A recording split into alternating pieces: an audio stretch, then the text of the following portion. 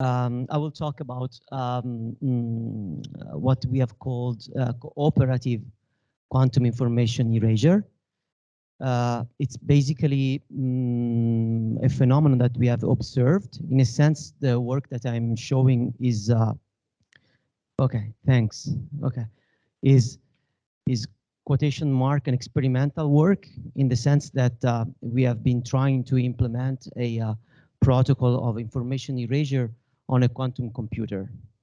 And we observed some cooperative and quantum effects that I'm going to report and talk about. No. Okay, so first of all, some acknowledgements. We used a quantum annealer for our experiments, and the quantum annealing time was provided by Cineca, which is the Italian national high-performance computing facility. So we have to thank them for giving us access to that machine. And of course, I have to thank Lorenzo Buffoni, who basically did the hard part of the job. He programmed the machine, fetched the data, and so he's the guy who really did most of the work. And work has been recently published by Quantum. This is a journal, rather new journal, which is basically published by an association of researchers. And I am an editor of that journal. So if you have good research in quantum physics, I encourage you to submit papers to this journal because it's a really good journal. Anyway,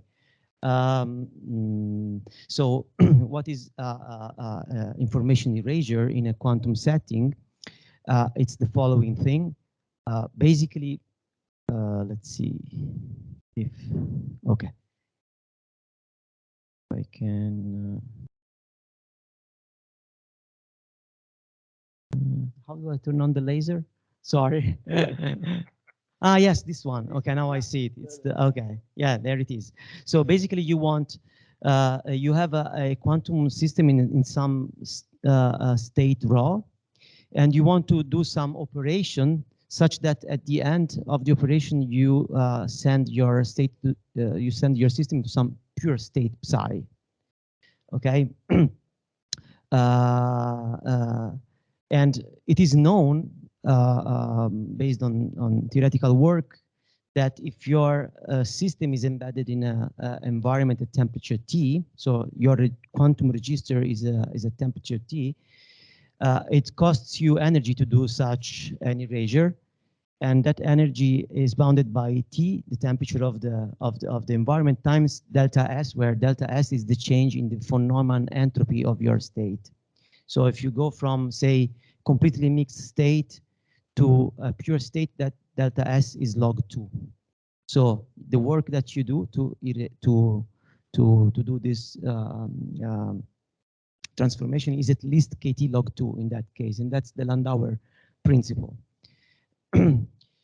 So let me, this slide here is just to tell you how traditionally one would approach such a problem from a quantum information theoretic point of view. One would say, okay, I have, say, n copies, for example, n qubits at some temperature, intermediate temperature here in violet. And then what I do is I apply a unitary evolution to the whole system in such a way that the first one, the target qubit, gets colder at the end of this operation, and the rest are hotter. This is called algorithmic cooling in quantum information theory, but for somebody from statistical mechanics, that's a heat engine, basically. So what we did, it was something completely different than this. So I'm going to show you what we did. Our idea is based on the classical erasure of information, which is beautifully described by this experiment, which was done in 2012 in the group of Sergio Ciliberto.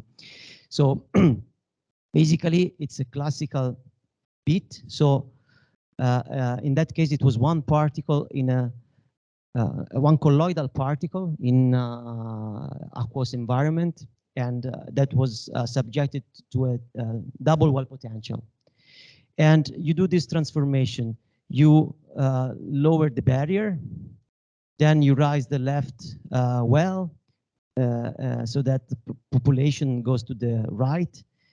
Then basically you here lift the barrier back, and at the end, regardless of whether your particle was here or there, you will find it on the right. So this is erasure of information regarding of whether your register is in state 0 or 1.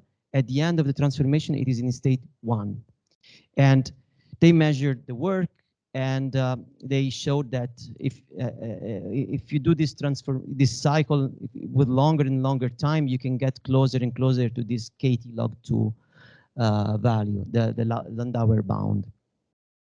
By the way, in our computers, erasure of information occurs at something like 1,000 times the Landauer bound. So there is a lot of room of improvement in terms of energy consumption for computers.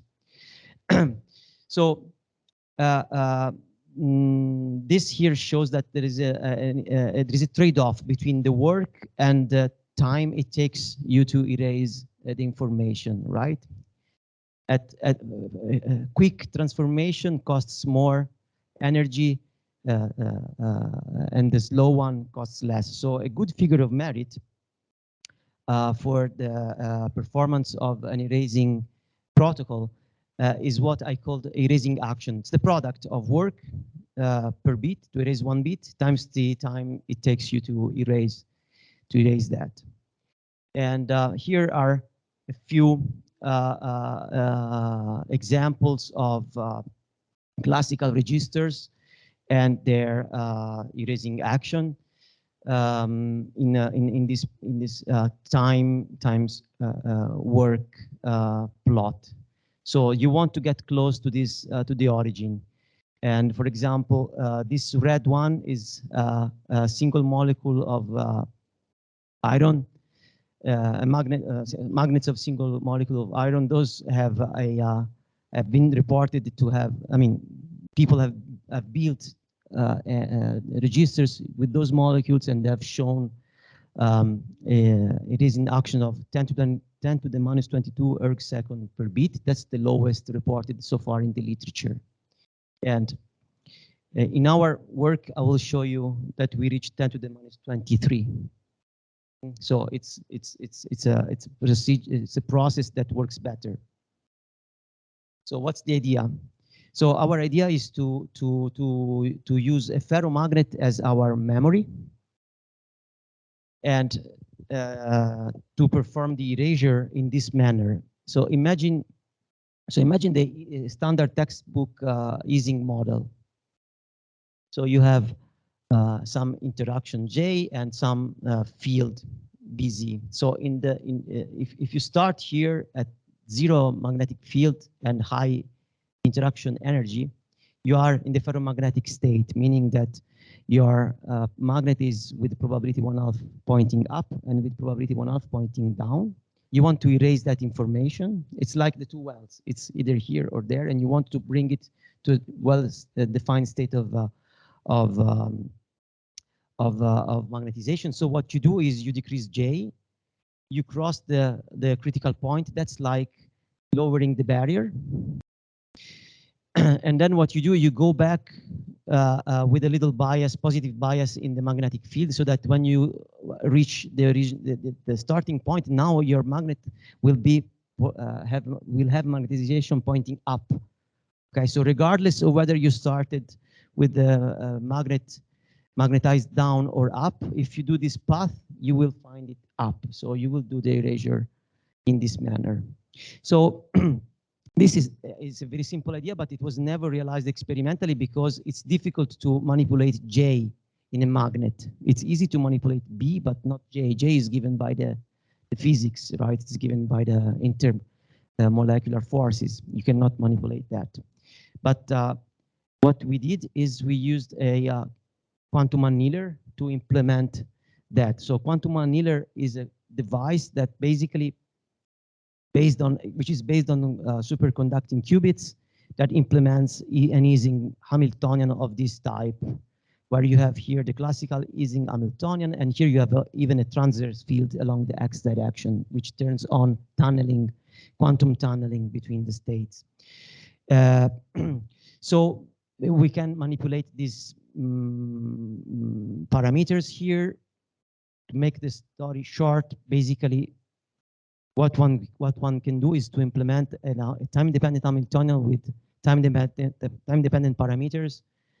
The J can be changed, the sigma field along Z can be changed, but also the field along X can be changed. So here in orange, you have a path like the one I have shown you before, where you decrease J and then you encircle the critical point. This should do the information erasure. But what one can do is also to turn on a field in the X direction here, this blue line, and that would implement a sort of quantum version of the protocol where you also, besides lowering the barrier, you also turn on tunneling below the barrier. So our idea is that this should work better. So, and in fact, that's what we observed. So here you have the magnetization the magnetization distribution as a function of time for the classical protocol. So you see, you start with an even mixture of 0 and 1.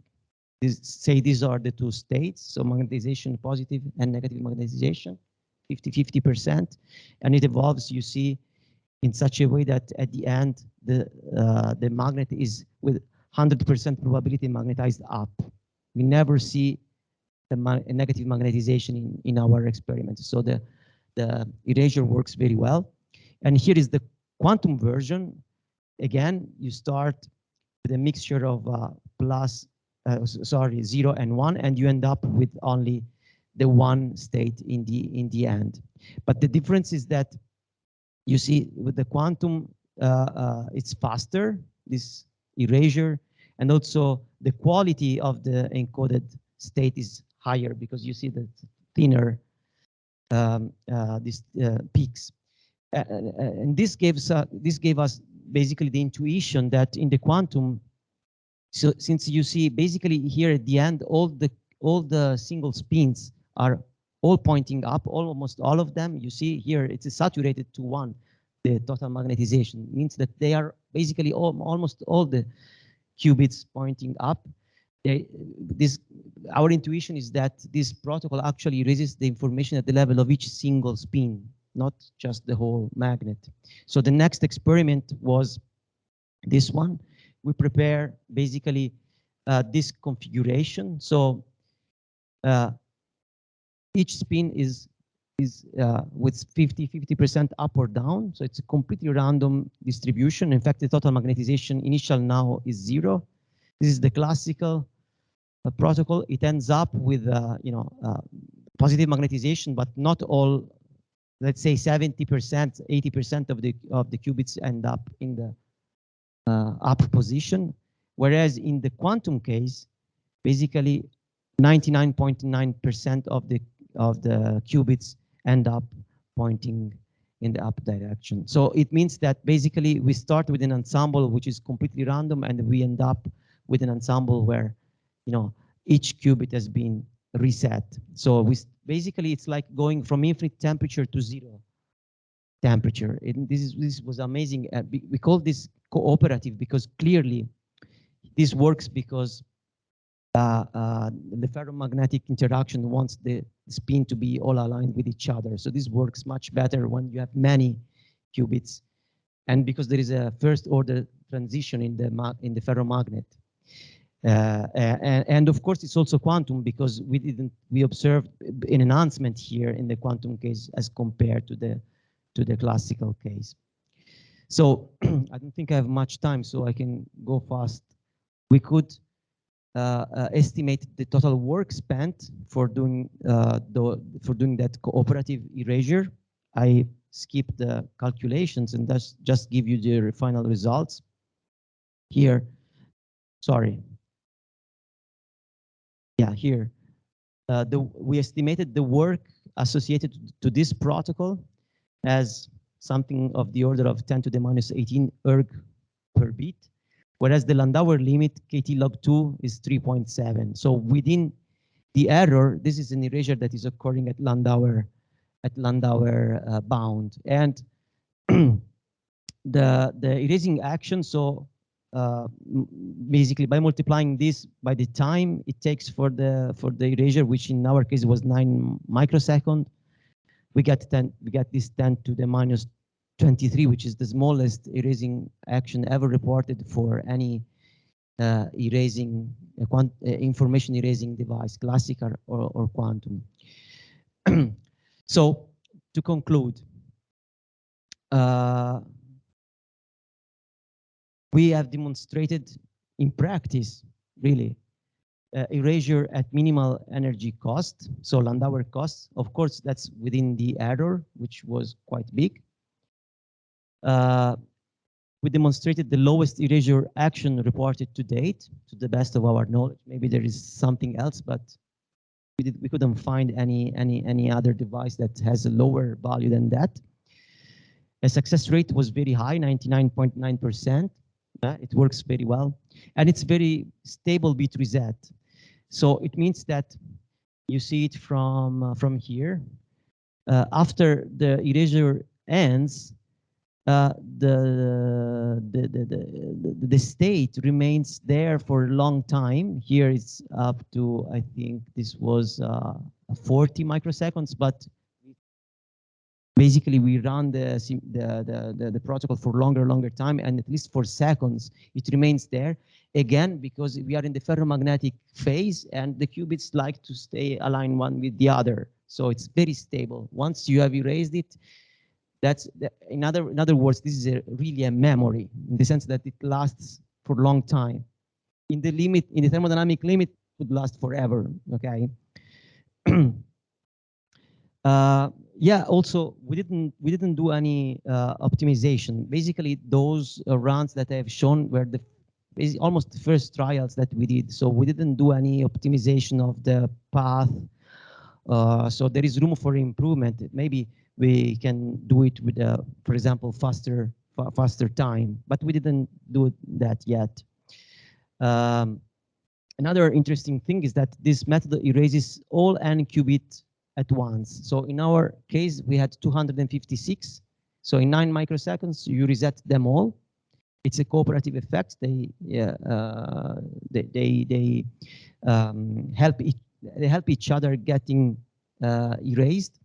And there is a difference between algorithmic cooling, that slide that I showed you in the beginning, because in that slide you would cool only one qubit. Here you cooled them all. And one difference is that with algorithmic cooling, you have to engineer a unitary that works in a huge Hilbert space. That's a super complex problem. You forget about it. I mean, you cannot realize it. Here it's a super simple protocol. It's just a path in a 3-dimensional parameter space. The only thing that you have to do is to encircle the critical point. That's it. And turn on some tunneling to help the erasure to occur. Another thing which is striking for us is that this, of course, is expected to work the better the larger n, because the larger n, the better is the ferromagnetic interaction. So that in the large n limit, you really, so what we are exploiting here is the presence of a first order transition, but that ideally only occurs in the thermodynamic limit. So the closer you are to the thermodynamic limit, the better this should work. And of course, this could be used to initialize quantum processing units. That's the main application we have in mind. And last but not least, the openness of the register was crucial for achieving purification.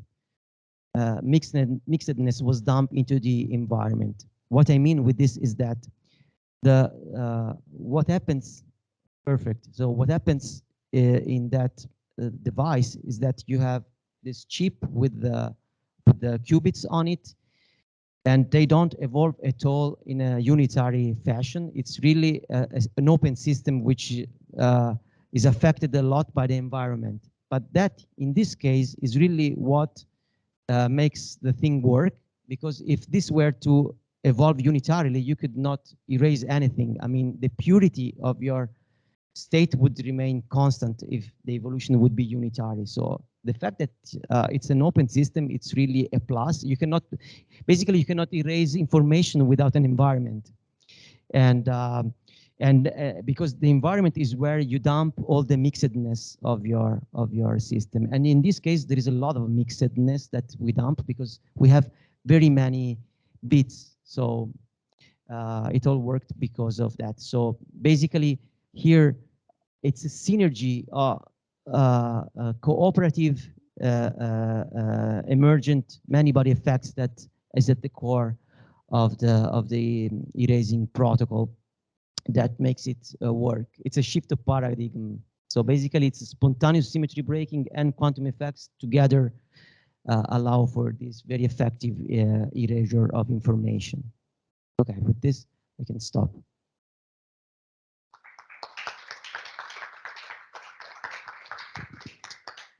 Thank you very much. Question, comment? Yeah. I didn't understand well what you mean by information erasure, because so the first figure. Paolo, I can't hear your question. I saw. Okay, yes. No, I want to understand what you. Yes, what you mean. So it seems that the transition from the left to the right is for you erasure of information. Definition. Okay. Is that correct? It's not exactly right. So by erasure, I mean a logical operation where two states are mapped onto one. So here, left is mapped to right and right is mapped to right. So that's the erasure information. It's non-reversible logical information. So it's a 2-to-1 operation. So basically, when you map all the states, in this case 2, to just one state, that's the erasure. That's what Landauer calls information erasure, and I'm using the same notation here. It's like writing. You want to write a bit, you want to write a certain. Sorry. Okay, but we say a cooperative effect of the erasure of information. So it seems to be something beneficial, which is, okay, can you explain to us why it's beneficial? Because there is big interest for cooperative effect. Okay. It's, in this case, it's beneficial because if you would do the same protocol with an independent register, the protocol would be less effective. So at the success rate of this erasure would be lower.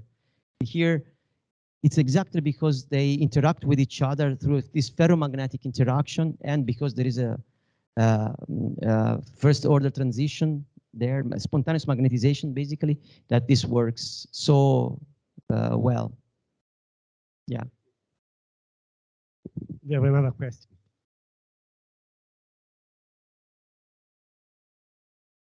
I don't see any connection actually, but I ask nevertheless. Parts of what you explained really sounds like Kimball-Zurich. Is there any connection to this mechanism of cooling, or?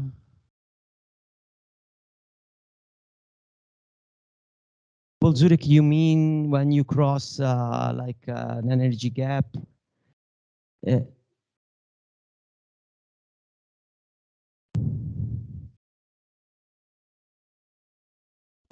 Okay.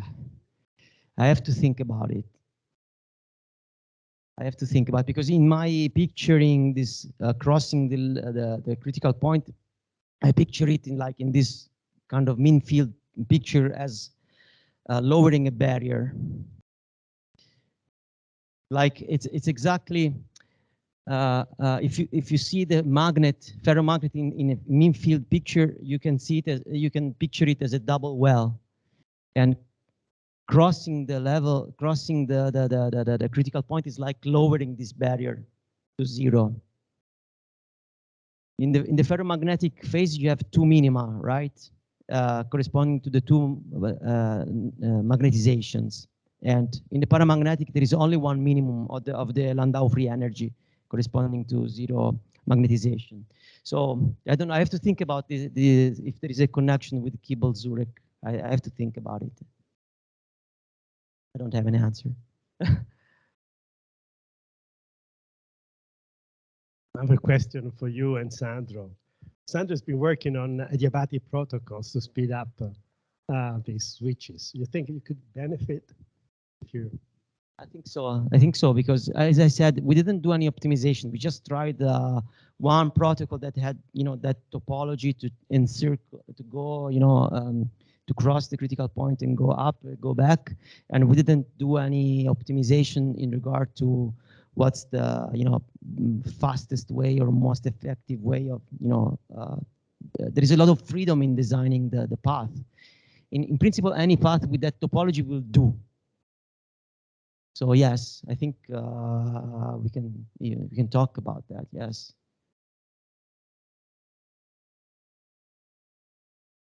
Okay, I don't see other questions. So thanks again to Michele and to all the speakers of the afternoon.